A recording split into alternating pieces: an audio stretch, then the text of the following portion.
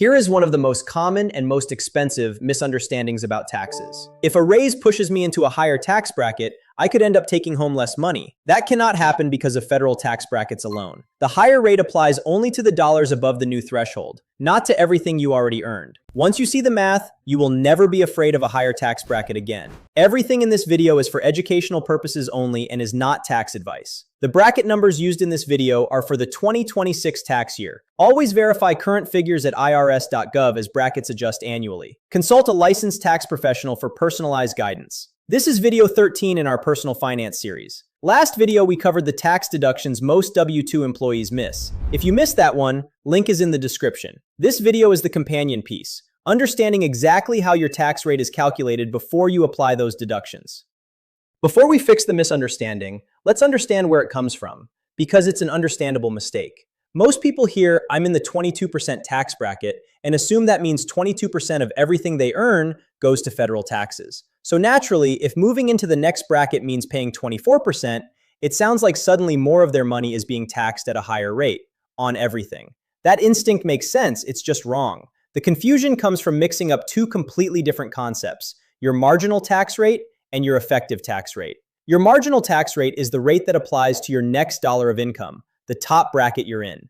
Your effective tax rate is the average percentage of your taxable income paid in federal income tax.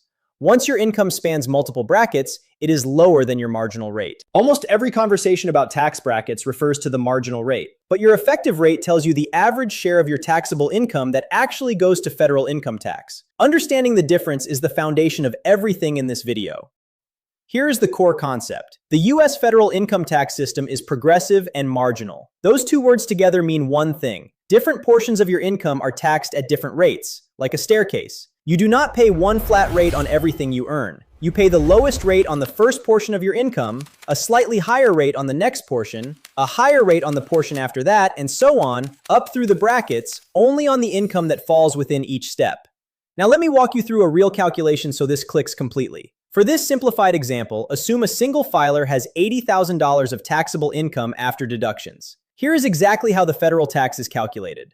The first $12,400 is taxed at 10%.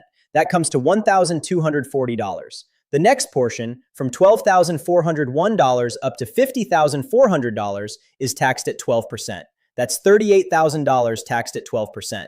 That comes to $4,560. The remaining portion, from $50,401 up to $80,000, is taxed at 22%.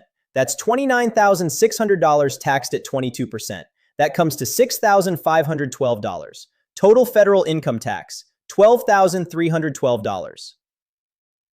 This person is in the 22% bracket. Their marginal rate is 22%, but their effective tax rate is 15.4%. That is the actual percentage of their income that went to federal taxes. Not 22%, 15.4%. Nearly 7 percentage points lower than the bracket would suggest, because all the income below the threshold was taxed at the lower rates first.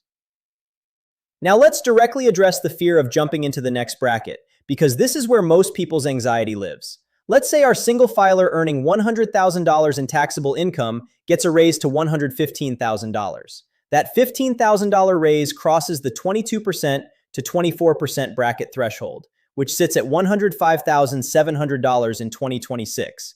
Here is what people fear. Now, some of my income is in the 24% bracket. Am I going to owe more on everything? Here is what actually happens. Precisely. The first $5,700 of the raise, from $100,000 up to the $105,700 threshold, is taxed at 22%. That's $1,254 in additional tax. The remaining $9,300 of the raise, the portion above $105,700, is taxed at 24%. That's $2,232 in additional tax. Total additional federal tax from the raise, $3,486. Take home from the $15,000 raise after federal tax, $11,514. Every dollar of previously earned income is taxed at exactly the same rate as before. The raise did not retroactively change anything. The 24% rate applied only to the $9,300 above the threshold, nothing else. There is no scenario in the U.S. progressive federal income tax system where earning more income results in less take-home pay from the brackets alone. After federal income tax, The raise added $11,514 to your take-home pay. Federal income tax brackets alone can never make a raise reduce your take-home pay. Now that the staircase is clear, here's why the effective versus marginal distinction matters practically in your own financial life. When someone says, "I'm in the 24% bracket," that does not mean they pay 24% of their income in federal taxes. It means their last dollar of income is taxed at 24%. Their actual effective rate is significantly lower. This matters for three practical reasons. 1.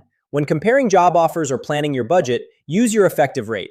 It tells you the average percentage of your taxable income paid in federal income tax before credits. 2. When calculating the value of a tax deduction, use your marginal rate as a starting point.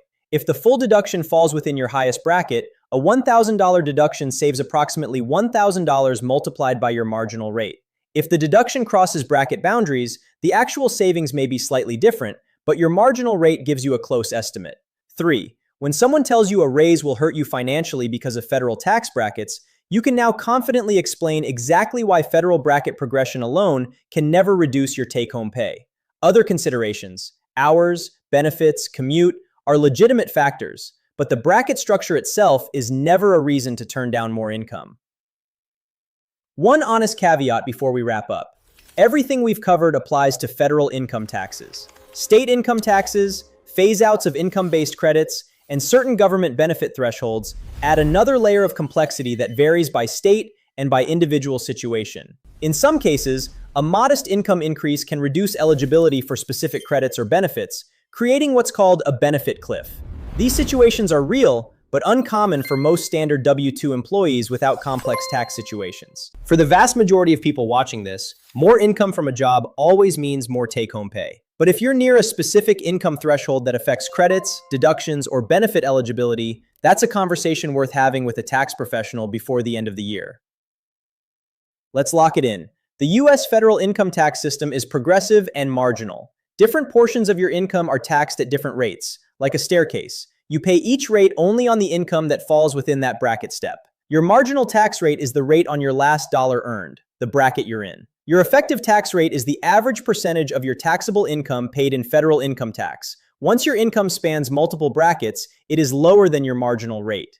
A raise cannot leave you with less take-home pay from federal income tax brackets alone. Only the income above each threshold is taxed at the higher rate. Your previous income is untouched. On $80,000 of taxable income in 2026, effective federal rate is 15.4%, not the 22% bracket rate. That gap shows why your bracket rate can significantly overstate the percentage of taxable income you actually pay. Your action step. Go to irs.gov right now and look up the current federal tax brackets for your filing status. Find which bracket your income falls in. Then estimate your effective federal income tax rate by dividing your federal income tax before credits by your taxable income. Or use the simplified bracket calculation from this video. Most people are surprised to find it significantly lower than their bracket. Next video, we're switching from taxes to one of the biggest financial decisions most people will ever make: buying versus renting a home. Every personal finance rule you've heard about this topic is oversimplified. And in the next video, I'm going to show you the actual math behind when buying wins, when renting wins, and how to figure out which is right for your specific situation. That video is worth watching before you make any decision about where you live. Subscribe and I'll see you there.